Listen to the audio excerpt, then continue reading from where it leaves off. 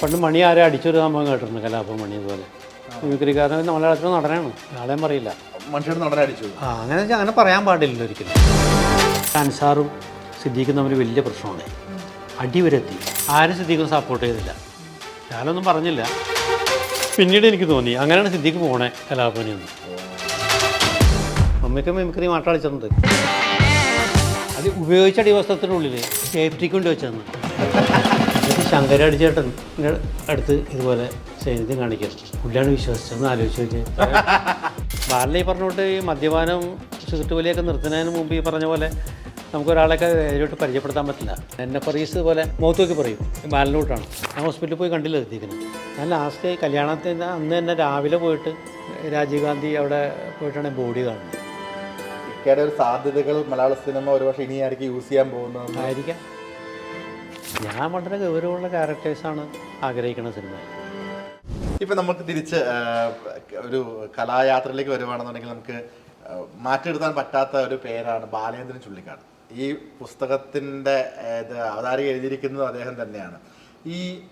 ആ ഒരു സൗഹൃദം ഇപ്പോഴും മെയിൻറ്റെയിൻ ചെയ്ത് പോകുന്നുണ്ട്. അദ്ദേഹം അന്നത്തെ ഒരു ഞാൻ മറ്റൊരു ഇൻ്റർവ്യൂ പറഞ്ഞിട്ടു, വല്ലാത്തൊരു പ്രകൃതമായിരുന്നു ആ സമയത്ത്, നമുക്ക് വിശ്വസിച്ചാളെ പരിചയപ്പെടുത്താൻ പോലും പറ്റില്ല, പുള്ളി എങ്ങനെ റിയാക്ട് ചെയ്യും എന്ന്. ഈ ഭയങ്കര ബുദ്ധിജീവി മൂടായിരുന്നു പുള്ളി ആളെന്ന്. ആ സൗഹൃദം ഇപ്പോഴും മെയിൻറ്റെയിൻ ചെയ്ത് പോകുന്നതുകൊണ്ട് അവനെ അവതാരിക ഞാനായിട്ടൊരു ഇൻറ്റിമസി ഉണ്ട്. ബാലന അവിടെ UC കോളേജിൽ 1 വർഷം പഠിച്ചുള്ളൂ ഞാൻ പഠിക്കുമ്പോൾ, ബാക്കി മഹാരാഷ്ട്രയിൽ പഠിച്ച. പക്ഷേ ആ 1 വർഷം കൊണ്ട് തന്നെ ഞങ്ങൾ വലിയ സുഹൃത്തുക്കളായി മാറി.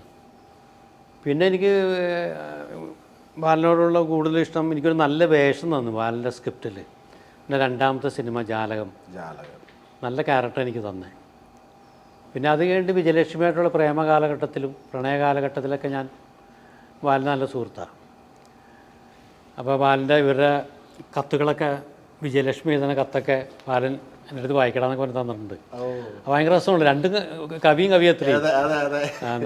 നമ്മളൊക്കെ നിൽക്കുന്നതിൻ്റെ വളരെ അപ്പുറമല്ലേ. അതൊക്കെ ഭയങ്കര രസകരമായ കാലമാണ്. ഇന്നും നല്ല ബന്ധമാണ്. ബാലനെ ഈ പറഞ്ഞുകൊണ്ട് ഈ മദ്യപാനം സിഗരറ്റ് വലിയൊക്കെ നിർത്തുന്നതിന് മുമ്പ് ഈ പറഞ്ഞ പോലെ നമുക്കൊരാളെയൊക്കെ നേരിട്ട് പരിചയപ്പെടുത്താൻ പറ്റില്ല, മൈൻഡ് ചെയ്യില്ല. നമ്മുടെ സുഹൃത്താണെന്ന് പറഞ്ഞിട്ട് ബാലൻ ചുള്ളിക്കാട്, അവർക്ക് ഭയങ്കര സംഭവമല്ലേ ബാലചന്ദ്രൻ ചുള്ളിക്കാട്. പക്ഷേ പരിചയപ്പെടുത്തി കഴിഞ്ഞ് കഴിഞ്ഞപ്പോൾ പുള്ളി എന്നിട്ട് എന്ന് പറഞ്ഞാൽ വേറെ സബ്ജക്റ്റിലോട്ടൊക്കെ പോകും. അപ്പോൾ ഞാൻ അക്കാലത്തൊന്നും ആരെയും പരിചയപ്പെടുത്താറില്ല. അതുകൊണ്ട് ചോദിച്ചിട്ടില്ല നീ എന്ത് ഇങ്ങനെ. അതൊക്കെ ചോദിച്ചിട്ടുണ്ട്, അതൊക്കെ അവൻ്റെ രീതി കാര്യങ്ങൾ. ഇപ്പോൾ തന്നെ പറഞ്ഞു ഞാൻ എൻ്റെ രീതിയിൽ ജീവിക്കും എന്ന് പറഞ്ഞിട്ടുണ്ട്. തിരിച്ചു വന്നു, എനിക്ക് സൗകര്യമില്ല. അപ്പോൾ ശരിക്കും ആള് പണ്ട് ഇങ്ങനെയാണ് ഉള്ളിൽ, ഇപ്പോഴാണ് മാറിയത്. ഇപ്പം മാറ്റമുണ്ട്, ഇപ്പം വളരെ സോഫ്റ്റാന്നേ ഞാൻ പറയുള്ളൂ. എനിക്ക് തോന്നുന്നു അത് കേട്ടപ്പോൾ മിക്കയ്ക്ക് വലിയ അത്ഭുതം തോന്നി. അത്ഭുതമല്ലേ, എനിക്ക് സൗകര്യമില്ല തിരിച്ചു. പണ്ട് ഇതുപോലെ നമ്മൾ കണ്ടില്ലേ, ഏതൊരു പ്രേക്ഷകരുടെ ഒരു പ്രായമുള്ള ഒരാൾ എന്ത് ചോദിച്ചപ്പോൾ കൊടുത്തില്ലേ? അതാ പറഞ്ഞേ, എനിക്ക് സൗകര്യം. അതാണ് ഞാൻ പറഞ്ഞത്. അതുകൂടെ ഞാനിപ്പോൾ കണ്ടത് വേറൊരു ക്യാപ്ഷൻ വന്നു ഇപ്പോൾ ബാലൻ്റെ ഇതുപോലെ തന്നെ, ഞാൻ എൻ്റെ രീതിയിൽ ജീവിക്കുന്നു അങ്ങനെ ഒന്ന് പറഞ്ഞിട്ട്. അത് ഞങ്ങൾ മറ്റേ പ്രായമുള്ള ആൾ ചോദിക്കണേ കണ്ടു, അയാളാകെ ഇതായിപ്പോയി. പുള്ളിക്ക് ആരോടും മറുപടി പ്രതീക്ഷിക്കില്ല. അപ്പോൾ ശരിക്കും അതിൽ അത്ഭുതപ്പെടാത്ത അദ്ദേഹത്തിന് അടുത്തറിയുന്ന ആൾക്കാർ മാത്രമേ അത്ഭുതപ്പെടാറുള്ളൂ. ആവശ്യമില്ലാത്ത ചോദ്യങ്ങൾ അതൊക്കെ. അയാളുടെ ഇഷ്ടം പോലെ സീരിയലിലും സിനിമയിലും അഭിനയിക്കണം. അതിപ്പോൾ ജോൺ ബോൾ അങ്കിളില്ലേ, മരിച്ചുപോയ അങ്കിള് ഞാനായിട്ട് ഭയങ്കര സൗഹൃദമായിരുന്നു. ഈ ബാലൻ പരിചയപ്പെടുത്തിയ പരിചയമാണ് എനിക്ക് സൗഹൃദം. ആ ബാലൻ എൻ്റെ അടുത്ത് ഒരിക്കൽ ഈ സീരിയലിനും സിനിമയിലൊക്കെ ഇവനെ അഭിനയിച്ചു തുടങ്ങിയ ശേഷം അങ്കിളെൻ്റെ അടുത്ത് പറഞ്ഞു വെച്ചാൽ അവൻ്റെ അടുത്ത് എന്ത് സംസാരിക്കാനാണ് അവന് സംസാരിച്ച് കഴിഞ്ഞാൽ അവനവിടെ ജോയി സാറിൻ്റെ പടത്തിൽ ഇത് ചെയ്ത് ഒരു സാഹിത്യമായിട്ട് ബന്ധപ്പെട്ട് ഒരു കാര്യം അവൻ്റെ അടുത്ത് സംസാരിക്കാൻ പറ്റില്ല. അങ്കിളിൻ്റെ അടുത്ത് ഒരിക്കൽ പറയാം അങ്കിളുടെ. അപ്പോൾ എന്ന് പറഞ്ഞുകൊണ്ട് അങ്ങനെ കുറേ ആൾക്കാരുണ്ട് വളരെ ഇഷ്ടമുള്ള ബാലനോട് ഇഷ്ടമുള്ള ആൾക്കാർക്ക് കവിത കൂടെ തന്നെ പോകണമെന്നുള്ളതാണ്. പിന്നെ കവിതയും കാര്യങ്ങളൊക്കെ എല്ലാത്തിനും ഒരു സമയമുണ്ടല്ലോ. ഇപ്പം നമ്മൾ മലയാളത്തിൽ തന്നെ ഇപ്പം നമുക്കൊക്കെ അറിയാവുന്നതാണ്, വലിയ വലിയ സാഹിത്യകാരന്മാർ, ഇപ്പോൾ പത്മനാഭനായാലും ഈ പറഞ്ഞ MT ആയാലും ലോഹിദാസ് ആയാലൊക്കെ ഒരു പ്രായം കഴിഞ്ഞിട്ടൊന്നും അവർ എഴുതിയിട്ടില്ലല്ലോ. ആദ്യത്തെ എഴുത്തിൻ്റെ മൂർച്ചയിൽ അവർ നിൽക്കണേ അല്ലേ എന്ന് പറഞ്ഞിട്ട് ബാലനെ പറഞ്ഞിട്ട് 65 വയസ്സായില്ലേ. അപ്പോൾ അവന് ഈ സമയത്തും കാരണവർക്ക് പറ്റിയത് ആ പാവത്തിന് കവിതനെ കുറിച്ച് ചോദിച്ചത് അല്ലേ. ഈ ഒരു മറുപടി പ്രതീക്ഷിച്ചില്ല, റഫായിട്ട് പറഞ്ഞയാള് മുഖം നോക്കാതെ. ലിമിറ്റ് കുറഞ്ഞായിരിക്കും. ബേസിക്കലി ബാലൻ പാവണം, നല്ല കക്ഷി, നല്ല സുഹൃത്താണ്. ഓക്കെ ചേട്ടാ, നമുക്ക് ഈ ഓഡിയോ കാസറ്റ് എന്ന് പറഞ്ഞാൽ നമ്മൾ സ്റ്റാർട്ട് ചെയ്തത്. ഇപ്പോൾ ഈ ഓഡിയോ കാസറ്റ് ഒക്കെ ചെയ്യുമ്പോൾ കിട്ടുന്നൊരു വരുമാനം ഉണ്ടല്ലോ, ഇപ്പൊ തുടക്കത്തിൽ ഇപ്പം ഇത് മാത്രമായി ജോലി ഉപജീവനമാർഗം എന്നൊക്കെ പറഞ്ഞു കഴിയുമ്പം ആദ്യം കിട്ടുന്ന വരുമാനം വളരെ ചെറിയ, അന്നത്തെ കാലത്തെ ഓൾമോസ്റ്റ് കുഴപ്പമില്ലാത്തൊരു വരുമാനമാണ്. ഇന്ന് കമ്പയർ ചെയ്ത് വളരെ ചെറിയൊരു വരുമാനങ്ങളായിരിക്കും. ഇപ്പം ഈ സർവൈവ് ചെയ്യാന്ന് പറയുന്ന ഒരു പ്രൊസീജിയറൊക്കെ എങ്ങനെയായിരുന്നു? കഷ്ടപ്പെടേണ്ടി വന്നിട്ടുണ്ടോ? സ്ട്രഗിളുകളൊക്കെ ഉണ്ടായിട്ടുണ്ടോ? എങ്ങനെയായിരുന്നു അത്? എനിക്ക് ജീവിതത്തിൽ അങ്ങനെ സ്ട്രഗിളൊന്നുമില്ല. എൻ്റെ ചെറുപ്പകാലം സുവർണ്ണകാലമാണ്. എൻ്റെ വീട്ടിലങ്ങനെ സാമ്പത്തിക പ്രശ്നങ്ങളോ, എനിക്കൊണ്ട് പരേഡിൽ അങ്ങനെ പ്രശ്നങ്ങളില്ലാതിരുന്ന ഞങ്ങൾ രണ്ടുപേരാണ്, ഞാനും അൻസാറും. ഞങ്ങൾക്കന്ന് സ്വന്തമായിട്ട് വാഹനവും കാര്യങ്ങളൊക്കെ ഉണ്ട്. ഞങ്ങൾക്ക് അങ്ങനെ ഒരു കഷ്ടപ്പാടൊന്നും വന്നിട്ടില്ല. പരേഡിൽ നിന്ന് കിട്ടുന്ന കാശ് കൊണ്ട് ജീവിക്കേണ്ട അവസ്ഥ ഒന്നുമില്ല അന്ന്. അതൊക്കെ നമുക്ക് വേണ്ടി അടിച്ചു പൊളിക്കാം ആ സമയത്ത്. ഈ ഒരു ടീനേജ് കാലത്ത് എങ്ങനെയായിരുന്നു? ദൂർത്തൊക്കെ ഉണ്ടായിരുന്നോ? അതോ സേവിങ്സ് ഒക്കെ വെക്കുമായിരുന്നു? സേവിങ്സ് ഒന്നുമില്ല. അങ്ങനെ സേവിങ്സ് ഒന്നും ദൂരത്ത് തന്നെയാണ്. നമുക്ക് ജീവിതം എൻജോയ് ചെയ്യാന്നുള്ളൊരു ഒന്നാമത് ഈ പരേഡിലൊക്കെ വന്നതിന് ശേഷം സുമേഷ് ഒരുപാട് നമുക്കതൊക്കെ കലാകാരന്മാർക്ക് കിട്ടുന്ന ഭാഗ്യങ്ങളാണ്. ഒരുപാട് സ്ഥലങ്ങൾ കാണാൻ പറ്റുക, നമ്മുടെ നാട്ടിൽ കൂടെ ഇങ്ങനെ സഞ്ചരിക്കുക. നമ്മുടെ നാട്ടിൻ പുറത്തും പട്ടണങ്ങളിലൂടെ എത്രമാത്രം ഞങ്ങൾ പോയേക്കണേ. പോയോട് തന്നെ വീണ്ടും പോവുക. ഇന്ന് ഓർക്കണ്ട, മാവേലിക്കര കേളി എന്നും പറഞ്ഞിട്ടൊരു ഫൈൻ ആർട്സ് സൊസൈറ്റി ഉണ്ട്. അവിടെ പ്രോഗ്രാം ചെയ്തിട്ട് അതിൻ്റെ പിറ്റേ ദിവസം അടുത്ത വേറൊരു ഫൈൻ ആർട്സ് സൊസൈറ്റി ഉണ്ട് മാവേലിക്കര തന്നെ. മാവേലിക്കര തന്നെ അവിടെ കളിച്ചു. എൻ്റെ അവിടെ ഓഡിയൻസ് ചോദിക്കുന്നുണ്ട്, ഇത് ഇന്നലെ കണ്ടതല്ലേ എന്ന്. അവിടെ കണ്ടവർ ഇവിടെ വന്നേക്കണേ. എന്നപ്പിൻ്റെ വേറൊരു സംഭവം ഞാൻ ഓർക്കണം പെട്ടെന്ന്. എന്നപ്പറീസ് പോലെ മുഖത്ത് നോക്കി പറയും, ബാലനോട്ടാണ് അതിനൊന്നും ഒരു കുറവില്ല, കറക്റ്റ് പറയും. ഞങ്ങളിങ്ങനെ പ്രോഗ്രാമിന് പോയിക്കൊണ്ടിരിക്കുമ്പോൾ കൊല്ലത്തൊന്നൊരു AC ഓഡിറ്റോറിയം ഉണ്ട്, കോർപ്പറേഷൻ ബാങ്കിൻ്റെ ഒന്നാണ്. അന്ന് AC ഓഡിറ്റോറിയം ഒന്നും ഇല്ല കാര്യമായിട്ട്, അവിടെ വെച്ചിട്ട് സംഭവം. അപ്പം ഞങ്ങൾ ആ ഭാഗത്ത് ഒക്കെ പ്രോഗ്രാമിന് പോകുമ്പോൾ ഒരാൾ വരും, എൻ്റെ ഒരു ഇൻ്റർവെല്ലാകുമ്പോൾ വന്നിട്ട് പറയും, മറ്റേ പ്രോഗ്രാം പോരാട്ടാ, നമ്മളെ ഡിസ്കറേജ് ചെയ്യും. അപ്പോൾ ഞങ്ങളാരോ പറഞ്ഞു, എടാ ഇന്നും വരുമോ മറ്റോ വരുമോ, കൊല്ലത്താണല്ലോ നമ്മൾ നിൽക്കണം, ഇന്നുവരെയാണ് നിങ്ങളാരും വേണ്ട ഞാൻ ഡീൽ ചെയ്തോളാം. ഇതുപോലെ തന്നെ ഇൻ്റർവെല്ലായപ്പോൾ പുള്ളി വന്ന് പുറയിൽ വന്ന് സ്റ്റേജിൻ്റെ പുറയിൽ വന്നിട്ട് ഞാൻ നിൽക്കുക. അപ്പോൾ എന്നെ പോയി എന്തായി, അല്ല പ്രോഗ്രാം അങ്ങോട്ട് ഏക്കണില്ല കേട്ടോ, എന്താ കേൾക്കാത്ത, ആൾക്കാർ ചിരിക്കണ്ടല്ലോ. എന്നപ്പോൾ അല്ല നിങ്ങൾ നീ ഇതിനു മുമ്പ് ഇവിടെ പ്രോഗ്രാം കണ്ടേ? ഞാൻ കരുനാഗപ്പള്ളി ഫാസിലൊക്കെ ഉണ്ട്, അതിനു മുമ്പ് ശാസ്താംകോട്ടൊക്കെ ഉണ്ട്, അതിനു മുമ്പ് ഓച്ചിറൊക്കെ ഉണ്ട്. നിനക്ക് ഇത് തന്നെയാണ് പണി, ഞങ്ങളുടെ പുറകെ കിടക്കണം, വേറൊരു പണി നോക്കണം.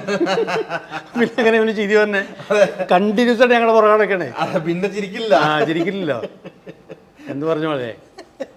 ഈ NF അദ്ദേഹത്തിനെ പറ്റി പറഞ്ഞു കഴിയുമ്പോഴത്തേക്കും എനിക്ക് തോന്നുന്നു അത് ഏത് പ്രോഗ്രാമിനായിരുന്നു വളരെ ഷൗട്ട് ചെയ്ത് ഇക്കടുത്ത് വളരെ ഷൗട്ട് ചെയ്തൊരു ഇഷ്യൂവിന് പെരുമ്പാവൂര് ഫാസില്. അതെന്ത് ഇഷ്യൂ ആയിരുന്നു? അതവിടെ പോയിട്ട് നമ്മളൊരു പ്രോഗ്രാമിന് പോയിട്ട് അവിടെ എൻ്റെ ഫ്രണ്ട്സൊക്കെ ആയിട്ട് പുറത്ത് പോയി തിരിച്ചു വന്നു കഴിഞ്ഞപ്പോൾ ഞാൻ ഫ്രണ്ട്സിനോട് വന്നപ്പോൾ ഞങ്ങൾ കയറ്റിയില്ല. അന്നൊന്നും അറിയപ്പെടുന്നില്ല, പരേഡൊക്കെ തുടങ്ങിയിട്ടുള്ളൂ. അപ്പോൾ ഞാൻ പറഞ്ഞു പ്രോഗ്രാമിൽ ആർട്ടിസ്റ്റാന്ന് പറഞ്ഞു. ഏത് ആർട്ടിസ്റ്റ് കയറാൻ പറ്റില്ല എന്നിട്ട് പാസ്സില്ലാതെ. ഞാൻ എൻ്റെ കൂടെയുള്ള കൂട്ടുകാരെ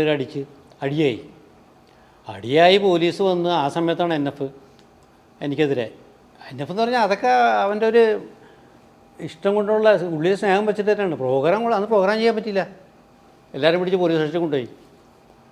അവിടെയൊക്കെ NF പ്രതികരിച്ചു. അതൊക്കെ കറക്റ്റാണ്. NF ഒക്കെ ഭയങ്കര NF എനിക്ക് ഒരുപാട് NF ഉണ്ടായിരുന്നെങ്കിൽ എനിക്ക് ഒരു പക്ഷേ ഒരുപാട് ഗുണം ഉണ്ടാകുമായിരുന്നു. ഞങ്ങളൊരു റേഡിയോ നാടകം ചെയ്തു ഇവിടെ തൃശ്ശൂർ. അത് സീമൂലനഗരം പൊന്നൻ എഴുതിയെന്ന് തോന്നുന്നു. ആ നാടകത്തിൽ ഒരുപാട് പേര് പ്രശസ്തരാണ് അഭിനയിച്ചു. അന്ന് മഞ്ജു വാര്യർ, വിജയമേനോൻ്റെ അച്ഛൻ, TG രവിച്ചേട്ടൻ, ഫിലോമിന ചേച്ചി, NF, പിന്നെ കുറേ ബീനാരടി, അങ്ങനെ കുറേ പേര്.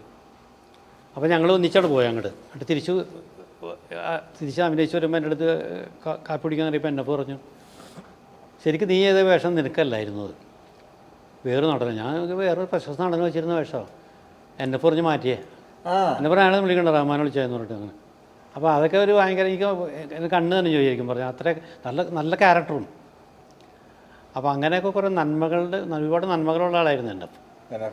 അദ്ദേഹം ഈ അതുപോലെ ഞാൻ ഇത് ബുക്കിൽ എഴുതിയിട്ടില്ല, പക്ഷെ ഞാൻ കേട്ടിട്ടുള്ളൊരു കഥ, അത് ശരിയാണോന്ന് അറിയില്ല. ഈ സാമ്പത്തിക കാര്യങ്ങൾ കൈകാര്യം ചെയ്യാൻ ലീഡറിനെ, കലാഭവനിൽ ലീഡർ ആ ഇഷ്യൂവിന് ശേഷം ലീഡർ വരുന്നത്, ഈ പോലീസ് കേസിന് ശേഷം ലീഡറിനെ ഏൽപ്പിച്ചിട്ട് അൻസാറിക്കാണോ എന്റെ കേട്ടറിവ് 4 രൂപ 2 പേർക്ക് ഡിവൈഡ് ആയിട്ട് കൊടുക്കണം. 2 1 രൂപയുണ്ട്, 1 2 രൂപയുണ്ട്. ഇതിങ്ങനെ കൊടുത്താൽ മതി. അതിന് പകരം അത് കണക്ക് ശരിയാവില്ല, ഈ 2 രൂപ ചില്ലറ ആക്കിയാലേ ഈ കണക്ക് ശരിയാവുള്ളൂ എന്ന് പറഞ്ഞ് നടന്നൊരു കഥ കേട്ടിട്ടുണ്ട്. ഇങ്ങനത്തെ എന്തെങ്കിലും രസകരമായ അങ്ങനെയുണ്ട്. അൻസാറിൻ്റെ പല കാര്യങ്ങളും ഉണ്ട് അങ്ങനെ. കുറച്ച് ഞാൻ പുസ്തകത്തിൽ ഏറ്റവും കൂടുതൽ എഴുതിയേക്കണ അൻസാറിനെ കുറിച്ചല്ലേ, അവൻ്റെ പല കാര്യങ്ങളും. അവന് ഇതുപോലെ വേറൊരു സംഭവം ഉണ്ട് അവൻ്റെ.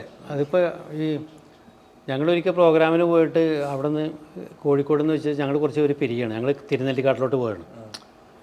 സിദ്ദീഖും സൈനുദ്ദീനൊക്കെ ഇങ്ങോട്ട് പോന്നു.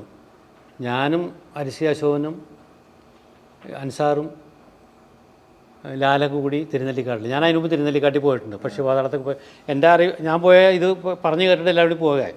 അപ്പോൾ ഞങ്ങളൊന്ന് പൈസ വേണമെന്ന് പറഞ്ഞു. അപ്പോൾ അതിനോട് ഞങ്ങൾ ബീച്ചിൽ പോയി, കോഴിക്കോട് ബീച്ചിൽ.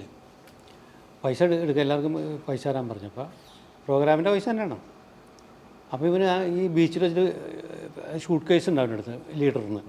അത് തുറന്നിട്ട് ഇവൻ എടുക്കുമ്പോൾ ഞങ്ങൾ നോക്കുമ്പോൾ വെച്ചാൽ ഇവൻ്റെ അടിവസ്ത്രത്തിൻ്റെ ഉള്ളിൽ വെച്ചേക്കാണ് പൈസ. എന്തിനാന്ന് പറയട്ടെ, ഉപയോഗിച്ച അടിവസ്ത്രത്തിനുള്ളിൽ സേഫ്റ്റിക്ക് വേണ്ടി വെച്ചതെന്ന്.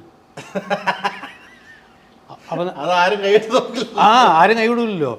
പക്ഷെ നമ്മളതെങ്ങനെ വാങ്ങിക്കുന്നൊരു അവസ്ഥ കൂടി ഉണ്ടല്ലോ അതിൽ, അല്ലേ? അത്ര ജനിച്ചതാണ് സാറ്. നിങ്ങളത് എന്ത് പറഞ്ഞു? പിന്നെ എങ്ങനെയൊക്കെ വാങ്ങിച്ചു, പൈസ ഇല്ലാതെ പോകാൻ പറ്റൂലല്ലോ. ഞാൻ ഏറ്റവും കൂടുതൽ എഴുതിയേക്കണം അവനെ കുറിച്ചാണ് പുസ്തകത്തിൽ. ഒന്നും ഒക്കെ നടന്ന സംഭവങ്ങൾ, അവൻ്റെ മണ്ടത്തരങ്ങൾ എന്ന് പറയാൻ പറ്റില്ല, അവൻ്റെ ആത്മാർത്ഥത കൂടിയിട്ടേ.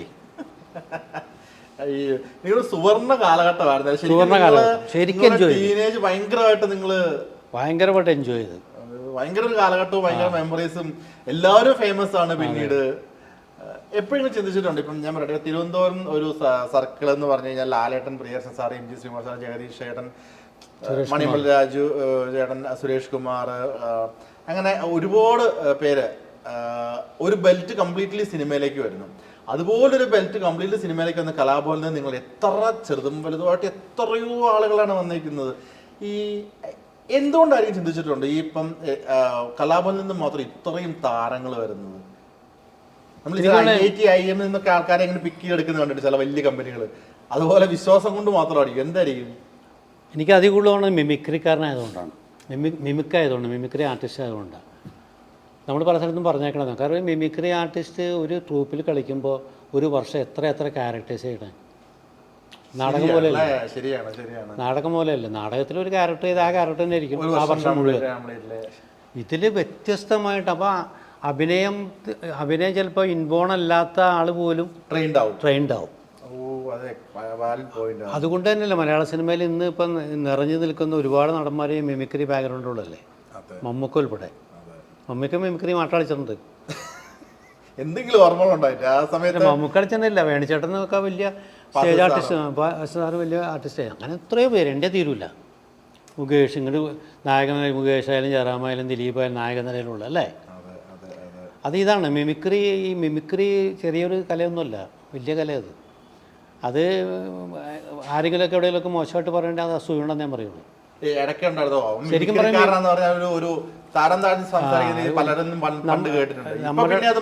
പിന്നെ മാറിയിട്ടുണ്ട്. പണ്ട് മണി ആരെ അടിച്ചൊരു സംഭവം കേട്ടിട്ടുണ്ട്, കലാഭവൻ മണി. ഇതുപോലെ മിമിക്രിക്കാരൻ മലയാളത്തിൽ നടനാണ്, ആളെയും പറയില്ല. മിമിക്രിക്കാരെ പുച്ഛിച്ച് പല പ്രാവശ്യം പറഞ്ഞിട്ടേ അങ്ങനെ പറയാൻ പാടില്ലല്ലോ ഒരിക്കലും. നമ്മൾ ആരെയും അങ്ങനെ താഴ്ത്തി കെട്ടേണ്ട ആവശ്യമില്ല. ഇപ്പം നാടകത്തിൽ നിന്ന് വന്ന ഇവിടെ ഗംഭീര പ്രകടനം കാണിച്ചിട്ട് തിലകൻ ചേട്ടനെ പോലുള്ളവർ. ആരാ അവരൊക്കെ അല്ലേ? കൊട്ടാരക്കര ചേട്ടനൊക്കെ, കൊട്ടാരക്കര സീതൻ നായർ, രാജൻപി ദേവ്. അപ്പോൾ എന്തും എല്ലാം വലിയ ഉദാത്തമായ കഥാപ്രസംഗം മോശമാണ്. സാംബശിവൻ്റെ ഒക്കെ കഥാപ്രസംഗം കേട്ടിട്ട് ഞങ്ങൾ പ്രോഗ്രാം ചെയ്യണമെന്ന് തോന്നിപ്പോയിട്ടുണ്ട് പൂജപ്പുര ജയിലിൽ വെച്ചിട്ട്. ഞങ്ങളുടെ പരിപാടിക്ക് മുമ്പ് സാമ്പൻ്റെ കഥാപ്രസംഗം തരിച്ചു പോയി കണ്ടിട്ട്. കാരണം ഒരാൾ നിന്നിട്ട് പെർഫോം ചെയ്യണ ഒരു ഏരിയയെ എനിക്കൊണ്ട് ഇൻഡിവിജ്വലായിട്ട് ഏറ്റവും കൂടുതൽ പൈസ ഉണ്ടാക്കിയ ആൾ സാമ്പനായിരിക്കും അല്ലേ. എത്രയോ സ്റ്റേജുകൾ. ആ ഒരു പേര് തന്നെ ബ്രാൻഡ്, കഥാപ്രസംഗത്തിൻ്റെ ബ്രാൻഡാണ് സാംബശിവൻ. സത്യം. പേഴ്സണലി പരിചയമുണ്ടായിരുന്നോ? ഇല്ല, അന്ന് ജസ്റ്റ് പരിചയപ്പെട്ടു, അന്ന് അവിടെ വെച്ചിട്ട്. ആ ശബ്ദം പോലും ഇപ്പോൾ ഇപ്പോഴും അല്ലേ. ഞങ്ങളുടെ ഇതിലും കഥാപ്രസംഗം ഉണ്ടായിരുന്നല്ലോ, ഞങ്ങൾ കഥാപ്രസംഗക്കാരെ അനുകരിക്കുന്നുണ്ടായിരുന്നു. നമ്മൾ രാവിലെ ഞാൻ ജസ്റ്റ് കലാഭവന്റെ പഴയ ഞാൻ കണ്ടിട്ടുള്ള കാസറ്റുകൾ യൂട്യൂബിൽ ആരെല്ലാം അപ്പ് ചെയ്തിട്ടുണ്ടോ നോക്കാൻ വേണ്ടി നോക്കി. അപ്പോൾ 1-2 ഉള്ളൂ. അതിൽ ഒരു ബ്ലാക്ക് ആൻഡ് വൈറ്റ് കിടക്കുന്നത്, ഒരു ക്ലാസ് റൂം, സൈനുദ്ദീൻ അദ്ദേഹം മാഷായിട്ട് വന്നൊരു പരിപാടി. പിന്നെ ഈ പറഞ്ഞ കഥാപ്രസംഗം സിമ്പിൾ അടിക്കാൻ മറന്നു പോണ ജയറാമേട്ടൻ്റെ ഒക്കെ ഒരു പരിപാടി. അതെ 90കളിലൊന്നും അല്ല, ആ ഒരു അല്ല അതൊരു 86, 87 അത് ഇപ്പോഴും ഒരു അതിന്റെ 25-30 മിനിറ്റ് വേർഷൻ ഉണ്ട്. അതിൽ പാടിയിരിക്കുന്ന ഒരു ലേഡി ഒരു പാട്ട്, സാബു ആലീസ്, പേര് ഓർക്കുന്നില്ല. അപ്പം അങ്ങനത്തെ ഒരു 10-30 മിനിറ്റ് കൃത്യമായിട്ട് ആരോ അത് യൂട്യൂബിൽ പബ്ലിഷ് ചെയ്തിട്ടുണ്ട്. ഈ ബുക്കിൽ നോക്കിയാൽ ഞാനിപ്പോൾ വീഡിയോ കണ്ടപ്പോഴാണെന്നുണ്ടെങ്കിൽ നിങ്ങളൊരു 3-4 പേരാണ് നിൽക്കുന്നത്. ഇപ്പം സൈനുദ്ദീൻ, ഇക്ക, ജയറാമേട്ടൻ, അൻസാർക്ക, നിങ്ങളൊരു 4-5 പേരാണ് കൂടുതൽ അതിൻ്റെ അത് കണ്ടിട്ടുള്ളത്. ഇപ്പോൾ കൂടെയുള്ള ആൾക്കാരെല്ലാവരും ഇപ്പോൾ ലാൽ അദ്ദേഹം സംവിധായകനാണ്, ജയറാമേട്ടൻ നടനാണ്, നാരായണൻകുട്ടി ഉണ്ട് കേട്ടോ. അത് ഞാൻ കണ്ടില്ല. നാരായണൻകുട്ടി ക്ലാസ് റൂമിലുണ്ട് നാരായണൻകുട്ടി, ഞാനും ജയറാമോണി. സോറി അൻസാറിക്കല്ല, നാരായണൻകുട്ടി ചേട്ടനാണ്. ഓക്കെ. അപ്പം എല്ലാവരും നിങ്ങൾ നടന്മാരാണ്. അപ്പം ഈ സൗഹൃദം ഓഫ് കോഴ്സ് പറഞ്ഞു, നിങ്ങൾ കൂടാറുണ്ടെന്ന് പറഞ്ഞു. പക്ഷേ ഈ ഒരു ത്രൂ ഔട്ട് ഇപ്പോൾ എനിക്ക് പെട്ടെന്ന് ഇക്കയുടെ ഒരു വേഷം എന്ന് പറഞ്ഞാൽ എനിക്ക് ഉള്ളടക്കത്തിലേക്ക് വേഷം ടെൻഷൻ അടിക്കണ്ട, ഞാൻ നോക്കുന്നുണ്ട്, എല്ലാം സെറ്റ് ആവുന്നുണ്ടെന്ന് സാധനം പറഞ്ഞു. പിന്നെ ഹിറ്റ്ലറിൽ അഭിനയിക്കുന്നു, വേഷങ്ങൾ ചെയ്തിട്ടുണ്ടെന്ന് വെച്ചാൽ ഒട്ടനവധി വേഷങ്ങൾ ചെയ്തിട്ടുണ്ട്. പക്ഷെ ഇവരുടെയൊക്കെ സിനിമകളിൽ ത്രൂ ഔട്ട് ഒരു വേഷം അല്ലെന്നുണ്ടെങ്കിൽ വേണമെങ്കിൽ കിട്ടാമായിരുന്നു. അല്ലെങ്കിൽ ഉദ്ദേശിച്ചല്ലേ ചോദിക്കണേ? അല്ലെങ്കിൽ ഇപ്പം ജയറാമേട്ടനാണല്ലോ എല്ലാവരും, ഇപ്പം ജയറാമേട്ടൻ അവരാണ് മെയിനായിട്ടും ഏറ്റവും കൂടുതൽ സിനിമകൾ ചെയ്യുന്ന ഒരു സമയത്ത്. അപ്പോൾ ആ ഒരു സൗഹൃദത്തിന്റെ പേരിൽ നമുക്ക് തമാശക്കാണെങ്കിലും നമ്മൾ ചോദിക്കില്ല, ഇപ്പം എടാ അടുത്ത പടത്തിൽ എനിക്കില്ല, അങ്ങനെ ചോദ്യങ്ങൾ ഉണ്ടായിട്ടില്ലേ? ചോദിച്ചിട്ടൊക്കെ ഉണ്ട്. പക്ഷെ എനിക്കൂടെ ഞാൻ ചോദിച്ചതിന് ബലം പോരാറുന്നുണ്ട്. തമാശക്കൊക്കെ ചോദിക്കാം, സൗഹൃദം വെച്ചിട്ട് ചോദിക്കാം. പിന്നെ ഇതൊക്കെ നമ്മൾ ആരെയും കുറ്റം പറഞ്ഞിട്ട് കാര്യമില്ല. കൃത്യസമയത്ത് ദിലീപനെടുത്ത് ഒരിക്കൽ പറഞ്ഞു, എന്തോ ഏത് പടത്തിനാണ്, മറ്റേ ഞങ്ങൾ ലാസ്റ്റ് പടം ചെയ്തില്ല, വെൽക്കം ടു സെൻട്രൽ ജയിൽ. അപ്പോൾ ദിലീപ് പറഞ്ഞു, ഇക്ക എന്നെ വിളിക്കുകയില്ല, ഞാൻ പല പടങ്ങളിലും ആ കാസ്റ്റിംഗ് സമയത്തൊക്കെ ഒരുപാട് ടെൻഷനിലേക്ക് മറന്നു പോകുന്നു. അത് ശരിയാണ് പറയണത്, ഞാൻ കൃത്യസമയത്ത് വിളിക്കണില്ല എന്നുള്ളൊരു പ്രശ്നമുണ്ട് അതിൽ. ദിലീപനെടുത്ത് പറഞ്ഞതാണ്, ഇക്ക കൃത്യസമയത്ത് ഇക്കൊന്ന് ഇടയ്ക്കൊന്ന് വിളിക്കുക എന്നൊക്കെ പറയും എന്ന് പറഞ്ഞുകൊണ്ട്. അതിപ്പോൾ ഓരോരുത്തർക്കും ഓരോ പ്രകൃതമല്ലേ. ഇപ്പോൾ സുമേഷിൻ്റെ രീതിയല്ല എൻ്റെ രീതിയല്ല മറ്റൊരാൾക്ക്. അപ്പോൾ അത് ഇപ്പം നമ്മൾ ആരെയും കുറ്റം പറഞ്ഞിട്ട് കാര്യമില്ല, അതൊന്നും സംഭവിച്ചില്ല, അത്രേ ഉള്ളൂ. പരിഭവങ്ങളും പരാതികളും സൂക്ഷിക്കുന്ന വ്യക്തിയല്ല അങ്ങനെ ഇല്ല. കാരണം പണ്ട് എനിക്ക് പെട്ടെന്ന് മുൻകോപം ഉണ്ടായിരുന്നു. പിന്നെ കാര്യങ്ങൾ തുറന്നു ആരെടുത്താലും പറയാം, അതിലിപ്പോൾ പുറകോട്ടൊന്നുമില്ല. പക്ഷേ മുൻകോപം കൊണ്ടൊന്നും നേടാനില്ല എന്നുള്ളതിൽ ഇതൊക്കെ മാറ്റാവുന്ന കാര്യങ്ങളുള്ളൂ, തിരിച്ചറിവുകളാണ്. പിന്നെ ഇപ്പം അങ്ങനെയൊന്നുമില്ല. അതിപ്പോൾ നമ്മൾ വെറുതെ പ്രതികരിച്ചിട്ട് കാര്യമൊന്നുമില്ല, വീണ്ടും മോശമാകുന്നല്ലേ ഉള്ളൂ. അതെ. ഈ മുൻകോപം കൊണ്ടുണ്ടായിട്ടുള്ള എന്തെങ്കിലും പുകിലുകളുണ്ടോ? എങ്ങനെ മുൻകോപം കൊണ്ട് വന്നു ചേർന്ന എന്തെങ്കിലും പുകിലുകളുണ്ടോ? നമ്മളിങ്ങനെ ഫ്ലാഷ് ബാക്കിലോട്ട് പോകുമ്പോൾ മുൻകോപം കൊണ്ട് പല സംഭവങ്ങളും നമുക്ക് ലഭിക്കാതെ പോയ കാര്യങ്ങൾ എനിക്ക് തോന്നിയിട്ടുണ്ട്. ഒരു എക്സാമ്പിൾ പറഞ്ഞു കഴിഞ്ഞാൽ? എക്സാമ്പിൾ പറയണ്ട.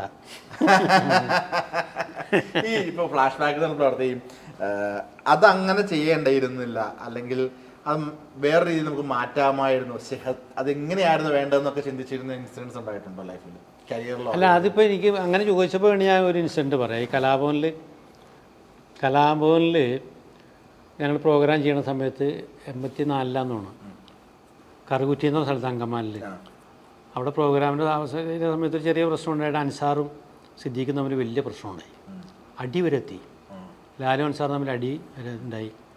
അങ്ങനെ പിറ്റേ ദിവസം മീറ്റിംഗ് വിളിച്ചു കൂട്ടി. അന്ന് എല്ലാവരും സിദ്ദീഖാണ് കുറ്റക്കാരൻ എന്നുള്ള രീതിയിൽ സിദ്ദീഖിനെ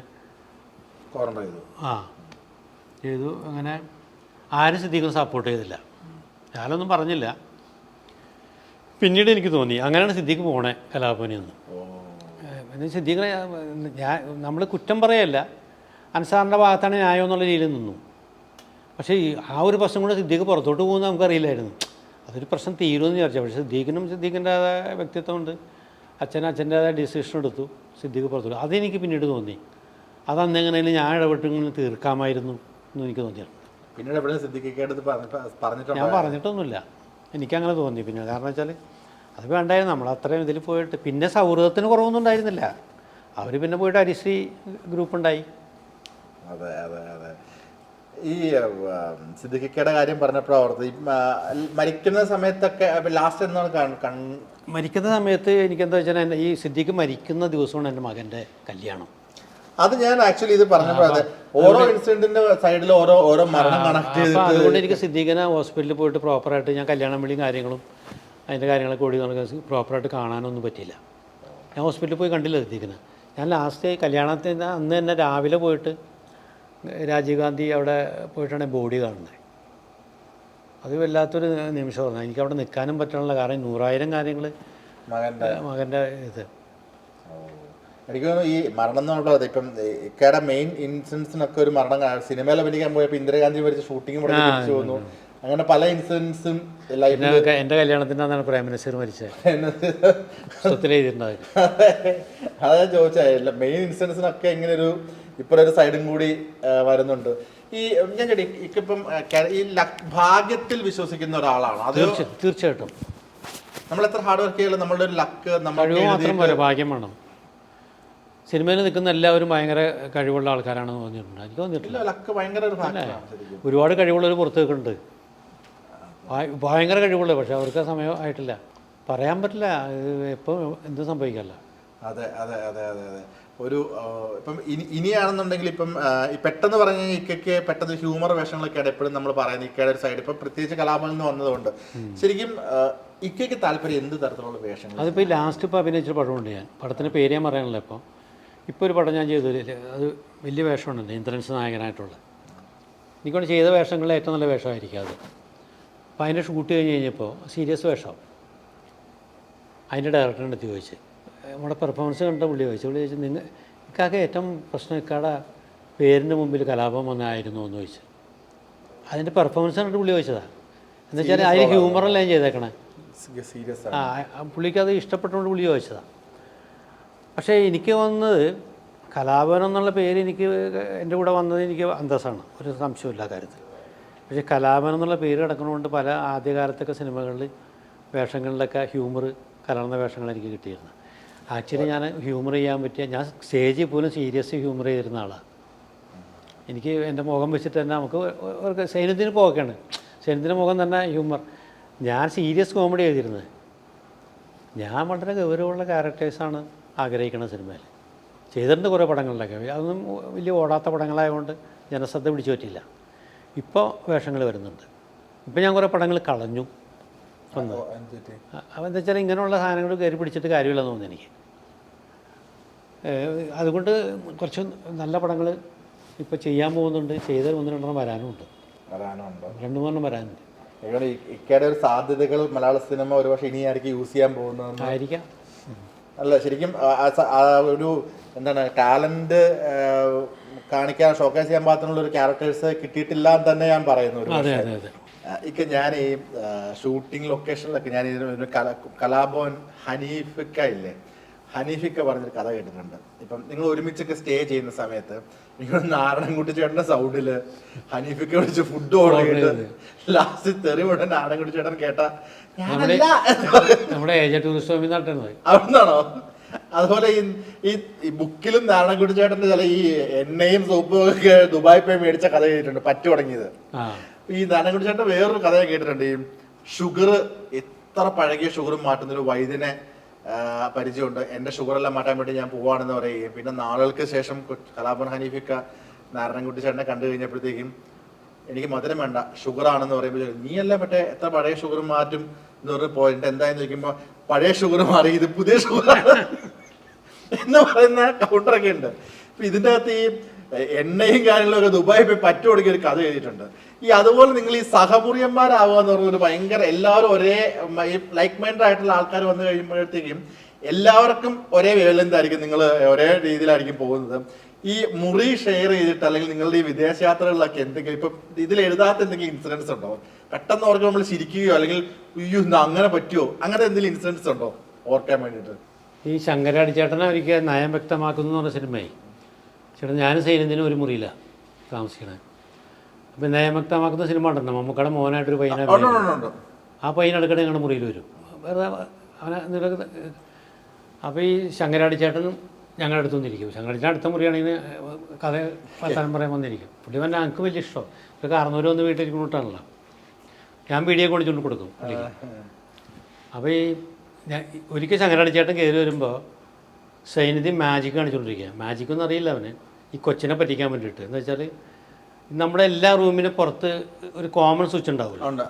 അപ്പോൾ ഞാനിങ്ങനെ ഡോറിൻ്റെ അവിടെ ഇങ്ങനെ വളരെ ഇതായിട്ട് നിന്നിട്ട് ഈ സ്വിച്ചിൻ്റെ അവിടെ കൈ എന്നിട്ട് സൈന്യത്തിന് ഇങ്ങനെ ഓ ഹൂ എന്നൊക്കെ പറഞ്ഞിട്ട് അതിന് വേണ്ടി ഇങ്ങനെ അടിക്കുമ്പോൾ ലൈറ്റ് ഇവിടെ പോകും. പിന്നെ അകത്തരിച്ച് പിന്നെ വേറെ കുറേ ശേഷം കാണിച്ച് കഴിയുമ്പോൾ ലൈറ്റ് വരും. പിന്നെ അങ്ങനെ ഞെട്ടിക്കണം ഇത് ചേട്ടാ ഇത് ഞാനവിടെ കറക്റ്റിന് ഓഫ് ചെയ്യണേ ഓൺ ചെയ്യണേ ശങ്കരാടി ചേട്ടൻ വന്ന് കയറി പക്ഷേ എന്താണ് പരിപാടി ഞാൻ സൈനിധി യൂസി കോളേജ് പഠിക്കുമ്പോൾ ഭയങ്കര മജീഷ്യനല്ലായിരുന്നു ചേട്ടാ ഭയങ്കരമായിട്ട് മാജിക് കാണിക്കുമെന്ന് പറഞ്ഞു ആണോ ഒന്ന് കാണട്ടെങ്കിന്ന് പറഞ്ഞിട്ട് എന്നിട്ട് ശങ്കരാടി ചേട്ടൻ്റെ അടുത്ത് ഇതുപോലെ സൈനിധി കാണിക്കണം പുള്ളിയാണ് വിശ്വസിച്ചതെന്ന് ആലോചിച്ച് നോക്കിയത് ഇത്രയും പക്കാത വന്ന ഹോളിവുഡിൽ വരെ പോയി അഭിനയിക്കേണ്ട ആ നടനെ അന്തം വിട്ട് ഇങ്ങനെ ഇരിക്കണു സംഭവിച്ചിട്ടതാ മലയാള സിനിമയിൽ ഇതുപോലെ ഒരു മജീഷ്യൻ ഇല്ലാന്ന് പുള്ളി എന്ന് പറഞ്ഞിട്ട് ശങ്കരാടി ചേട്ടനെ പറയണമെന്ന് ഓർക്കണം അല്ലേ പിന്നെ പറഞ്ഞോ ഞങ്ങള് പറഞ്ഞില്ലേ പറ്റിച്ചതൊക്കെ അടുത്തൊക്കെ പറയാൻ പോയി കഴിഞ്ഞാൽ അത്ര നിഷ്കളങ്കരാണല്ലേ എന്തൊരു പ്രതിഭ ഹോളിവുഡിൽ പോയിട്ട് പുള്ളി അഭിനയിച്ചപ്പോൾ അവിടുത്തെ ആൾക്കാരുടെ പണി പോകും ഇത് നാച്ചുറലായിട്ട് അഭിനയിക്കണം അല്ലേ ഭയങ്കര നടൻ